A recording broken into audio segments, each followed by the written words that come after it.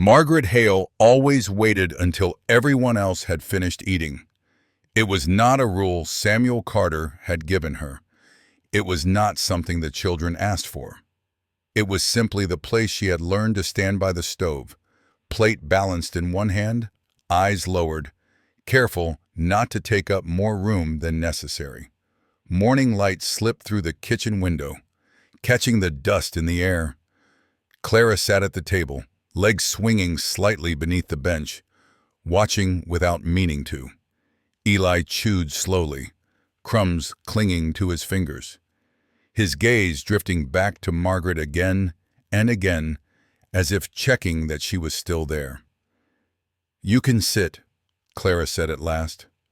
The words came out quiet, uncertain. Margaret smiled, the kind of smile she used when she did not wish to trouble anyone. "I'm fine where I am." Samuel said nothing. He rarely did in the mornings. Silence had become a habit, one he wore like a coat. Clara frowned. Something about it felt wrong, though she could not have said why. Margaret was part of their days. Now she mended shirts, soothed bad dreams, kept the house steady, yet she stood as if she did not belong to the picture she helped hold together. And without realizing it, Clara felt the first stirrings of a question that would not leave her alone. Who decided who was allowed to stay? Ashford Hollow sat where the dirt road narrowed and the land began to fold inward on itself. A small settlement shaped more by habit than intention. Most of its families had come west from New England after the war, carrying with them the same hymns, the same rules, and the same certainty that order was a fragile thing easily lost, and difficult to reclaim once broken. The church stood at the center of town, its white boards freshly scrubbed each spring, its bell the loudest voice anyone trusted. What the church noticed mattered. What it questioned mattered more. Margaret Hale knew this well. She had lived in Ashford Hollow long enough to become familiar without ever becoming welcome. After her father died, she stayed on because there was nowhere else to go. She took work where it was offered: laundry, mending, kitchen help, and learned to move through town with her shoulders slightly rounded, her gaze respectful, her presence easy to overlook. People spoke to her kindly enough, but rarely to her for long. Kindness did not mean inclusion. It meant she was not worth the trouble of arguing about. Her body was often noticed before her voice. The fullness of her frame, the heaviness people associated with clumsiness or indulgence, became shorthand for judgments no one admitted making. Some women pitied her, lowering their voices when she passed. Others spoke of her loudly, as if she were not there at all. Margaret learned to listen without hearing, to accept without absorbing. Over time, the boundary blurred. She no longer knew which thoughts were her own. Samuel Carter lived just beyond the edge of town, far enough that the bell reached him only on clear mornings. His farm was modest, worked steadily but without flourish. He had been a quiet man even before his wife died. But afterward, silence settled into him like damp. He rose early, fed the animals, packed the children's lunches, and carried on because there was no alternative. Grief, to him, was not something to be examined. It was something to be endured. His daughter Clara had learned to read a room before she learned to read words. At 10, she understood how easily attention could turn sharp. She watched adults closely, storing small expressions the way other children collected stones. When her mother died, Clara stepped into a shape she did not choose: steady, helpful, careful. People praised her for it, not realizing the cost. Eli, only 5, clung to the world differently. He startled easily, slept lightly, and followed his sister like a shadow when they walked through town, where Clara noticed everything. Eli noticed danger, a raised voice, a sudden movement. The wrong look from a stranger could send him retreating inward, searching for something solid to hold. Margaret's arrival in their home did not announce itself with ceremony. She moved quietly into the rhythm of the days, learning where things belonged and how the children took their porridge. She spoke little of herself and asked nothing beyond what was required to do her work. To the children, she was not a replacement for what they had lost. She was simply someone who stayed, and in a town that watched closely for anything out of place. That alone was enough to draw attention, though no one said it yet. The morning Clara fell. The town was already awake. Wagons crowded the narrow stretch of road near the general store, their wheels grinding against packed dirt. Voices overlapped, men calling prices, women trading news, children darting between grown legs with the sharp energy of being half seen.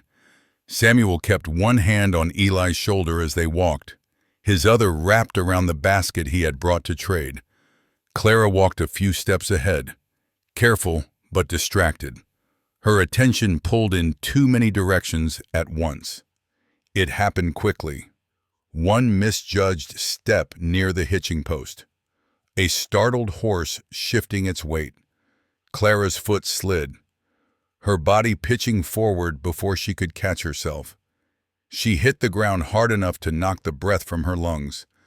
Samuel heard the sound, a dull, unmistakable thud, and turned just in time to see his daughter curled inward, hands scraping against gravel, blood already bright against her skin. He dropped the basket. Eli froze, his small fingers tightening convulsively around empty air. "Clara," Samuel said. Too sharply, too late. People paused. Not to help, just long enough to look. Margaret had been standing near the side of the road, waiting for a woman to return with folded laundry. She saw the fall from the corner of her eye and moved before she thought better of it. Kneeling beside Clara, she placed one broad hand firmly over the girl's wrist, the other steadying her shoulder. "Don't move yet," she said, her voice low, unhurried. "You're all right. Breathe first." Clara gasped once, then again. The panic in her chest loosened slightly at the sound of a voice that did not rush her. Margaret inspected the damage quickly. Scraped palms, torn skin along the knee. Nothing broken, nothing she could not manage. She tore a clean strip from the hem of her apron without ceremony and pressed it gently to the bleeding. Clara flinched, then stilled. "That's it," Margaret murmured. "You're doing fine." Samuel hovered uselessly, his hands clenched at his sides. He knew how to mend fences, how to pull a calf free when it came wrong side first. He did not know how to calm a frightened child, not like this. Eli crept closer, his face pale, eyes locked on the blood. When Margaret noticed him, she did not look away from Clara. "Can you hold her basket for me?" she asked him quietly. Eli nodded, clutching the basket as if it were an anchor. The task steadied him. Margaret finished tying the cloth and helped Clara sit up slowly. Only then did she look at Samuel. "She'll be sore," she said. "Factual, kind, but she'll heal clean if you keep it washed." Samuel swallowed. "Thank you." Margaret nodded once. She did not linger. She rose, brushed the dirt from her skirt, and stepped back into the stream of the morning before anyone could think to stop her. Clara watched her go, chest still tight, heart still racing, but something else lingered now. The memory of steady hands, of a voice that did not sound afraid of her pain. "Papa," she said. After a moment, "Who was that?" Samuel looked toward the spot where Margaret had disappeared. He did not know her name. only the shape of the calm she had left behind. "I don't know," he admitted. Eli tugged at his sleeve. "She wasn't mad." "No," Samuel said, surprised by the certainty in his own voice. "She wasn't." As they gathered their things and turned back toward home, Clara glanced over her shoulder once more. The woman was gone, swallowed by the movement of town. But the feeling she left behind, the sense of being seen without being judged, stayed with Clara long after the scrape began to sting. It was the first time Clara understood that help did not always come from those who spoke the loudest. And somewhere beyond the edge of Ashford Hollow, Margaret Hale walked on, unaware that the briefest moment of choosing to stay had already begun to change more than she could see. Samuel did not seek Margaret out immediately. He told himself there was no hurry, that the children were managing, that the farm had survived worse stretches of quiet. But over the next few days, small things began to accumulate, the kind that did not announce themselves as problems until they were already weighing too much. Clara's knee healed cleanly, just as Margaret had said. But the girl moved differently now. She lingered near doorways, watched the road longer than necessary when they passed through town. Eli startled at sudden sounds and refused to let go of Samuel's sleeve when they went anywhere crowded. At night, Samuel lay awake listening to the house settle, aware that he was counting breaths instead of sleeping. He found Margaret on a Wednesday afternoon near the edge of town, hanging clean linens on a line behind one of the larger houses. She worked methodically, sleeves rolled, movements economical. Two women stood nearby, not helping, only watching. "She's strong. I'll give her that," one of them said, not bothering to lower her voice. "Strong like a draft horse." The other laughed softly. "Well, she'd have to be. With a figure like that, patience isn't exactly her virtue." Margaret's hands paused for the briefest moment. Then she continued, pinning the cloth as if she had not heard. Samuel stopped a few steps away, the words landing sharper than he expected. He cleared his throat. "Miss Hale." Margaret turned, surprise flickering across her face before settling into something neutral. "Mr. Carter." The women fell silent, exchanging looks that carried more curiosity than concern. Samuel gestured toward the road. "May I speak with you?" Margaret nodded and followed him without comment. They walked far enough that the women's voices dropped back into indistinct murmurs. "I'm looking for help," Samuel said once they stopped. He chose his words carefully. "With the children. With the house. I can pay. And there would be a room of your own." Margaret listened, eyes steady. She did not interrupt. When he finished, she took a moment before answering. "I should tell you," she said, "that people will talk." Samuel frowned. "They already do." She offered a small, rueful smile. "They talk differently when it's about children." He did not argue. He had heard enough over the years to know she was right. "I won't interfere," he said. "I won't expect you to be more than what you agree to. And if it doesn't work, you may leave." Margaret looked past him, toward the town. "If it becomes difficult, I would leave." Samuel hesitated.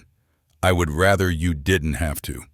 She studied his face, searching for something pity, perhaps, or condescension, finding neither. She nodded. "Then I'll try." From the moment Margaret stepped into the Carter household, the town took notice. At first, it was subtle. A woman at the well paused too long, eyes sliding from Margaret's hands to her face. A man at the feed store raised an eyebrow and said, "Didn't expect you there," as if it were an observation rather than a judgment. Children whispered, repeating phrases they did not yet understand. "She's too big to be gentle," one boy said as Margaret passed. "My mama says people like that lose their tempers." Another chimed in. Margaret kept walking. Inside the house, she moved with care. She learned where Samuel kept the tools, how Clara liked her hair tied back, which cup Eli reached for without thinking. She did not sit at the table unless invited. She did not correct the children unless it was necessary. When Samuel spoke, she listened. Clara noticed everything. Before we continue, I would love to know if you have been in Margaret's situation and how you have overcome it. Leave a message in the comment section below. Your thoughts matter to me and to anyone who needs to hear it. And thank you for choosing my video among thousands of videos out there. Now, let's get back to the story. On their second Sunday, as they walked toward the church, Clara heard Mrs. Price lean toward Mrs. Turner and whisper, "I'd never trust someone who looks like she could crush a child without noticing." Mrs. Turner pursed her lips. "Well, the Lord gives us eyes for a reason." Clara's face burned. She walked faster, Eli stumbling to keep up. Later, outside the church doors, another woman laughed and said, "If she spent half the time minding her size as she does minding other people's children, she might be somewhere respectable by now." Margaret stood a few paces away, head bowed, hands folded. She did not react. She never did. But Clara saw the tightening around her eyes, the way her shoulders drew inward, as if she were bracing against a familiar blow. At home, Clara tested her boundaries. "Why don't you eat with us?" she asked one evening. Margaret hesitated. "I don't want to be in the way. You're already here," Clara said, too sharply. Then, softer, "They say things about you." Margaret did not pretend not to understand. "People say many things. Do they say true things?" Clara pressed. Margaret looked at her then, really looked. "Sometimes," she said. "Sometimes they say what they need to believe." Eli climbed into Margaret's lap without asking, pressing his face into her shoulder when raised voices drifted through the open window, women passing by. Laughter edged with cruelty. "That's what happens when a man can't manage his house," someone said. "He brings in whatever will do the work." Margaret wrapped an arm around Eli, her other hand smoothing his hair. She said nothing. The insults did not stop. They grew bolder. "She's got no husband and no shame. Those hands aren't made for kindness." I'd watch my children around her. Each word landed, not as an accusation, but as a verdict already decided. Samuel heard them too, at first. He told himself it would pass, that people always talked. But one evening, as he returned from the barn, he overheard two men near the fence. "Strange choice," one said. "Looks like trouble." "Well," the other replied, "men like that don't think with much care." Samuel stepped into view, his shadow falling across them. The men fell silent, eyes dropping, at supper that night. The silence felt heavier than usual. Margaret rose as the children finished, carrying her plate toward the sink. "Sit," Samuel said abruptly. She turned, startled. "I'm fine, sit," he repeated, not unkindly. She hesitated, then lowered herself into the chair. Clara's eyes widened. Eli smiled. No one spoke. But something shifted. That night, Margaret lay awake in the narrow bed of her small room, listening to the sounds of the house she was not supposed to belong to. She replayed the words she had heard, the looks she had learned to ignore. She told herself she was prepared. She had lived with worse. Still, when she closed her eyes, the question rose unbidden, sharp and familiar. How much space was she allowed to take before she became a problem in the days that followed? Clara grew more watchful. She corrected Eli before he could speak to strangers. She listened for whispers and stored them away. When children at school repeated the insults, "My mama says she's rough. My papa says she's not right." Clara said nothing, but she remembered every word. Margaret, unaware of how much the children carried for her, continued as she always had, steady, quiet, present, and in Ashford Hollow, where judgment moved faster than truth, the ground beneath them began to shift, preparing the way for a reckoning no one yet named. By the time the trouble found the children, it had already been rehearsed in quieter places. It began, as most things in Ashford Hollow did, with repetition. Words spoken once became jokes. Jokes became warnings. Warnings became truths that no one questioned because they sounded familiar enough to feel earned. Clara heard it first at school. They were lining up after lessons, boots scuffing the floor of the one-room schoolhouse, when a boy she barely knew leaned close and said, "My mama says your house ain't right." Clara stiffened. "What do you mean?" He shrugged, pleased to have attention. "She says that woman with you is rough. Says she's the kind who gets mad easily. You better watch your brother." Another child laughed. "My papa says men who bring women like that home don't care what happens to their kids." The words struck harder than Clara expected, not because they were clever, but because they sounded practiced, borrowed, repeated. "That's not true," Clara said, though her voice came out thin. The children watched her closely, waiting to see if she would cry, or shout, or retreat. When she did none of those things. A taller boy stepped forward, older by several years and already confident in the way cruelty rewarded boldness. "Well," he said, "if it's not true, why does she look like that?" Clara's hands curled into fists. She stepped in front of Eli without thinking. "Don't talk about her," she said. "You don't know anything." The boy grinned. "Looks like she's taught you to talk back, too." He shoved Clara hard enough that she stumbled. Eli cried out, grabbing for her sleeve. Clara lost her footing and fell, scraping her palms and tearing the thin skin at her elbow on the hard-packed ground. The laughter came quickly, not loud, not cruel enough to draw a teacher's attention, just enough to let Clara know she had lost something she would not get back. When she stood, her hands stung and her chest burned. She did not cry. She took Eli's hand and walked away, head down, jaw set tight. They said nothing on the walk home. Margaret noticed the blood before she noticed anything else.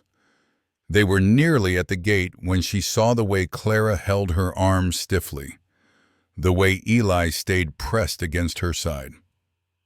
"What happened?" Margaret asked, too quickly, her voice sharper than she meant it to be. Clara froze. Margaret knelt, reaching for the girl's wrists, turning her hands to the light. The scrapes were shallow, but angry. Dirt ground into raw skin. "Who did this?" Margaret demanded. Clara pulled her hands back. "It's nothing. This isn't nothing," Margaret said, standing now, her breath tight. "Someone hurt you." Eli hid behind Clara, his face pale. "Please," he whispered. "Don't." Margaret took a step back, forcing herself to breathe. She tried again, softer. "You can tell me." But Clara shook her head, eyes fixed on the ground. They did not notice the women at first. Mrs. Turner and Mrs. Price had been walking together, their conversation trailing off as they took in the scene, Margaret standing over the children, her voice raised, Clara bleeding. Mrs. Price's mouth tightened. "I knew it," she murmured, just loud enough. Mrs. Turner clucked her tongue. "Those poor children." Margaret turned. "They were hurt at school," she said. though no one had accused her yet. "I was only asking." Mrs. Price interrupted. "You were gripping her arm. I was looking at her hands." Mrs. Turner shook her head slowly. "Children don't bleed like that without cause."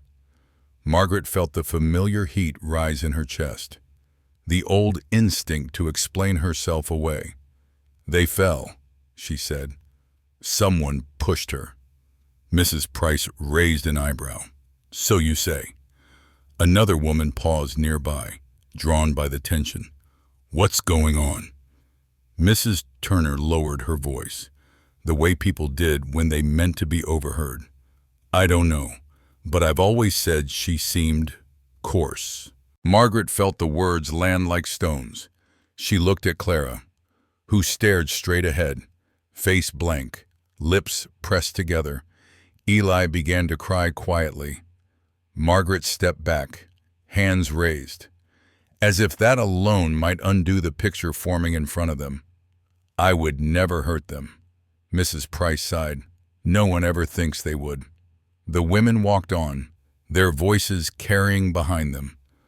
"I'll speak to the church," one said. "For the children's sake," said another. Margaret stood very still. Inside her chest, something folded inward, not in surprise, but in recognition. She had seen this shape before. She knew how it ended. At home. Clara cleaned her own wounds without being asked. She moved with the careful efficiency of someone who did not want to draw attention. Eli sat close to Margaret, refusing to let go of her skirt. Samuel arrived just before dusk. Margaret told him what had happened without embellishment. She did not accuse. She did not plead. When she finished, she said the words she had been carrying since the moment Mrs. Turner's eyes had hardened. "I should go." Samuel stared at her. "Go anywhere but here," she replied, "before it becomes worse." Clara looked up sharply. "No." Margaret shook her head. "They're already watching." Samuel rubbed a hand over his face. He had heard the whispers too. He had chosen not to answer them. Now he saw the cost of that choice written on his daughter's hands. "They'll come," Margaret said quietly. "The church, the committee, someone will want to be sure." Samuel said nothing. That night, Clara lay awake listening to the house breathe around her. Her hands throbbed. Her thoughts would not settle. She replayed the words from school, from the road, from the women who had not asked before deciding. For the first time, she understood something with painful clarity. They were not angry because Margaret had done something wrong. They were angry because Margaret did not disappear. Clara turned onto her side, staring at the wall, and in the quiet, she made a decision she did not yet have the words for, but would soon. If the truth was going to hurt someone, she would rather it hurt the people who deserved it. Outside, Ashford Hollow settled into night, unaware that its softest weapons, its whispers, its half-judgments had finally drawn blood. And that blood would not be so easily explained away. The church committee came quietly. There was no bell rung, no announcement made, just Jonathan Whitcomb's neat handwriting folded into an envelope and delivered by a boy who did not understand the weight of what he carried. A request for a visit, a conversation, a matter of concern. Margaret read the note twice before her hands began to shake. For most of her life, she had believed fear was something to endure privately. You swallowed it. You stepped aside. You made yourself smaller so others would not feel the need to push you out. That was how she had survived Ashford Hollow, how she had survived herself. But this time, the fear felt different. It was not sharp, it was heavy. It sat low in her chest, pressing against something she had never allowed herself to examine too closely, the ache of wanting to stay. they'll leave before they come," she said that evening, folding the letter carefully. Her voice was steady, practiced. "That will make things easier." Samuel looked at her, deep in the eyes, and for the first time did not hear resignation. He heard pain. "No," he said. The words surprised them both. Margaret lifted her eyes. "They'll think I know what they'll think," Samuel interrupted. His jaw tightened, then eased. "They already do." Silence filled the room. Clara stood near the doorway, Eli tucked against her side. Both children watched closely, as if sensing that something fragile was about to be named. Margaret took a breath, then another. "I've spent my whole life being what people needed me to be," she said slowly. "Quiet, useful, just how they want." Her hands clenched at her apron. "I told myself that was enough, that wanting more was selfish." Samuel said nothing. "But when I think of leaving now," she continued, her voice unsteady, "it doesn't feel like kindness. It feels like I'm lying." The words hung between them, trembling but real. Jonathan Whitcomb arrived the next afternoon with 2 members of the church committee. He spoke gently, politely, his concern carefully framed. "We've heard troubling reports," he said, seated stiffly at the kitchen table. "Raised voices, injuries, a situation that may not be suitable." Margaret felt the familiar urge rise to apologize, to explain, to disappear. Instead, she stayed where she was. "The children were hurt by other children," she said. Her voice shook, but she did not stop, because of things they heard adults say. Mrs. Turner sat near the door, lips pressed thin. Mrs. Price stood with her arms crossed, eyes cool. Whitcomb inclined his head. "We understand emotions run high, but appearances matter, especially where children are concerned." Margaret looked at him fully now. "Appearances have mattered my entire life." The room stilled. "I have been called rough," she said. "Unfit. Bad luck. I have been spoken about as if I were not present." She turned toward the women. "And you have said you worried for the children." Mrs. Turner shifted. "We only meant, you meant to feel better," Margaret said quietly. "You meant to feel certain." Mrs. Price scoffed. "That's not fair." "No," Margaret agreed. "It isn't. But neither is deciding who I am without ever asking." Her heart hammered. Every instinct told her to stop, but for the first time. She recognized that instinct for what it was, fear dressed up as humility. "I did not hurt those children," she said. "I have cared for them when others looked away. If that makes me improper, then perhaps the problem is not my presence." Whitcomb studied her, something unreadable passing through his eyes. Samuel stood then. He did not raise his voice. He did not argue doctrine. "These children are my responsibility," he said. "Margaret is here because I asked her to be. If there is fault, it is mine." Clara stepped forward before anyone could stop her. "They said she was bad because of how she looks," Clara said, her voice small but fierce. "They said she'd hurt us, but she never did." Eli clutched Margaret's hand, lifting his chin. "She keeps me safe." The words landed with a simplicity no argument could touch. Mrs. Turner opened her mouth, then closed it. Mrs. Price looked away. Whitcomb exhaled slowly. "I see no evidence of harm," he said at last. "Only discomfort." Margaret nodded. "Discomfort isn't danger." The committee left without ceremony. No apology was offered. None was needed. Afterward, The house felt strangely light. That evening, as Margaret washed the children's hands, Clara watched her with a seriousness that bordered on reverence. "You weren't scared," Clara said. Margaret smiled, tired and honest. "I was terrified. But you talked anyway," Eli added. "Yes," Margaret said softly. "I did. Later, when the children slept." Samuel stood beside her on the porch. The stars were sharp and bright, unbothered by the small struggles below. "I've been wrong," he said. "About a great many things." Margaret waited. "I thought keeping quiet was protecting my family." He continued, "I see now it was only protecting myself."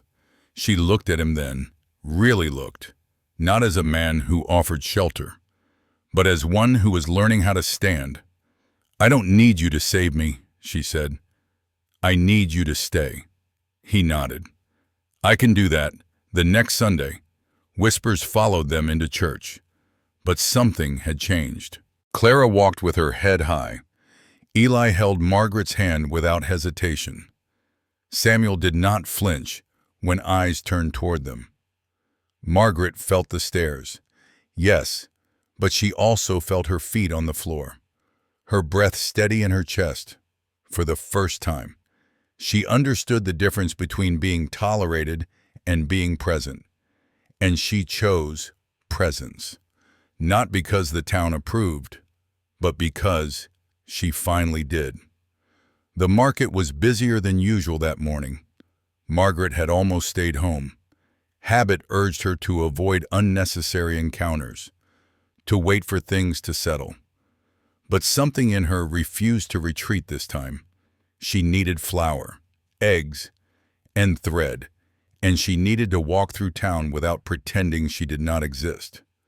She felt the looks before she heard the voices.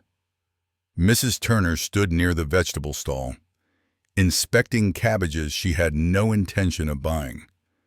Mrs. Price was beside her, lips pursed, eyes sharp with curiosity that had nowhere better to go. "Well, Mrs. Price said, her voice carrying just enough to be heard, "if it isn't her."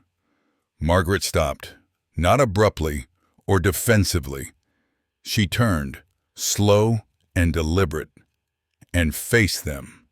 For a moment, no one spoke.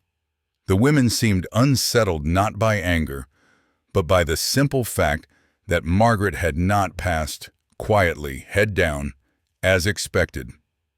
"I hear you've been busy," Margaret said. Mrs. Turner stiffened. "We were only concerned." Margaret nodded. "You're always concerned." Mrs. Price scoffed. "You make it sound like a crime." "No," Margaret replied evenly. "I make it sound like a habit." The word landed between them, heavy and precise. "You speak about my temper," Margaret continued. "About my body.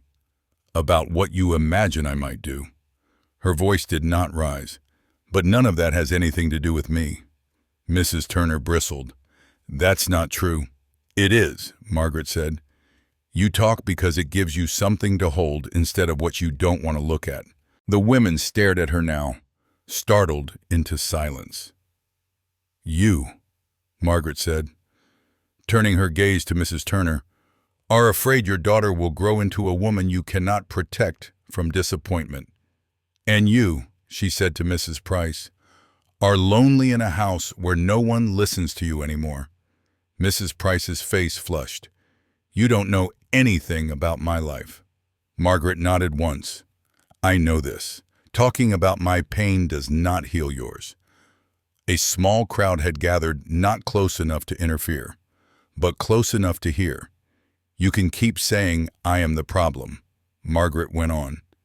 "But when I leave the room, you are still left with yourselves, and that is what frightens you." Mrs. Turner opened her mouth, then closed it. Mrs. Price looked away first. Margaret picked up her basket. "I am done carrying what does not belong to me," she said. "You may keep it." She walked on, heart pounding not with shame, but with something sharper and cleaner. Relief. Behind her, the market resumed its noise. The women did not follow. They did not apologize. They did not speak at all. And for Margaret Hale, that silence felt nothing like defeat. It felt like space. The first time Samuel Carter realized he was in trouble. It had nothing to do with longing. It was a small, ordinary irritation. Margaret had moved the lamp. He reached for it by habit one evening and found only bare wood. For a moment, a sharp, unreasonable annoyance rose in him, then stopped just as quickly. The light was better where she had put it. The children could see their books more clearly. He could see their faces. The irritation faded, replaced by something quieter and far more unsettling. He had noticed. That was how it began. Margaret no longer asked before making small decisions. She did not announce them either. She acted the way people did when they expected to be there tomorrow.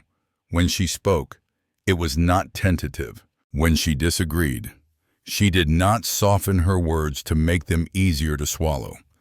And Samuel found that he did not want her to. For years, he had believed that love was a force that arrived all at once and demanded everything, that it shattered routines, upended lives, and left wreckage behind. He had loved his wife that way deeply, fiercely, and when she died, the absence had been so complete that he learned to fear the shape of attachment itself. So he had rebuilt his world around predictability, work, silence, duty. Margaret did not disturb that structure. She filled it. He watched her with the children and saw something he had not known how to give them himself. Not indulgence, not control, permission. Permission to feel tired. Permission to be frightened. Permission to be children again without apology. One evening, Clara lingered after Eli had gone to bed. She sat at the table, turning a pencil between her fingers. "You're different," she said to her father. Samuel did not look up. "Different how? You don't disappear anymore," she replied. The words struck harder than he expected. He realized, with a strange mix of pride and shame, that his daughter had been watching him just as closely as he had been watching Margaret. Eli was less subtle. He declared one morning, "While Margaret poured porridge, Papa laughs now." Samuel opened his mouth to protest. Then he closed it again, because it was true. The change crept in through moments too small to resist. Shared work, shared silence. The way Margaret met his eyes when something mattered and did not look away. The way she trusted him not blindly, not desperately, but as an equal. And then there came a morning when the thought arrived fully formed, without panic. He did not want a house that functioned. He wanted a life that was lived. They spoke late one night, after the children were asleep and the fire had burned low. The air between them was still, heavy with things not yet said. "I've been afraid of choosing anything," Samuel admitted, "because choosing means losing." Margaret nodded. "And not choosing is a loss too." He studied her face, the lines the town had tried to write into her, the strength she no longer hid. "I don't want you here because I need saving," he said. "I want you here because when you're gone, even for a day, everything feels thinner." Margaret's breath caught. She did not smile. She did not deflect. "I won't be chosen as a solution," she said quietly. "I'm not offering one," he replied. "I'm offering a life we build deliberately, with room for mistakes." She considered him for a long moment. Then she said, "I won't make myself smaller to fit it." "I wouldn't ask you to," Samuel said, and knew, as he said it, that he meant it, They married in the spring. There was no rush and no spectacle. The town did not gather in great numbers. Those who came did so out of curiosity more than celebration. That did not matter. The vows were spoken plainly. The promises were careful and exact. Clara stood tall beside them, chin lifted, pride bright in her eyes. Eli clutched Margaret's hand, unconcerned with ceremony, content in certainty. When Margaret took Samuel's name, it was not an erasure, it was an addition. She remained herself visible, grounded, unashamed. That evening, as dusk settled over the fields, they sat together on the porch. The children argued softly over a book. The house breathed around them. Samuel rested his hand over Margaret's, for the first time since his wife's death. He did not brace himself against what might be taken away. He let himself believe in what could be kept. And Margaret Hale, now Margaret Carter, leaned into him without fear, knowing at last that staying was not a favor she owed. It was a choice they had made together. The child came quietly, the way all lasting things seem to arrive in their lives. By the time Margaret knew, she was expecting. Summer had already softened the fields around Ashford Hollow. The news did not feel like a miracle announced to the world, nor like proof of anything earned. It felt like continuation, like a life that had found enough safety to grow. Samuel listened when she told him, his hand resting on the table between them. He did not speak for a long moment. Then he covered her fingers with his own, steady and warm. "We'll do this the same way we've done everything else," he said, with care. The children learned in their own time. Clara received the news with a thoughtful seriousness, as if measuring what it meant to share space rather than love.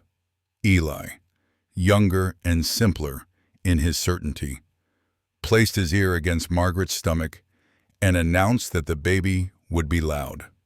They laughed, all of them, and the sound felt earned. When the child was born, a small, dark-haired girl, the house adjusted without strain. There was no fear that love would be divided. It only widened. Clara discovered that she did not lose her place by becoming a sister again. Eli found pride in being needed, and Margaret, holding her child in the quiet hours before dawn, felt no need to justify her happiness. The town watched, as it always had. Some softened, others did not. That no longer mattered. This was the lesson Ashford Hollow never taught her, but life eventually did. Worth is not granted by approval.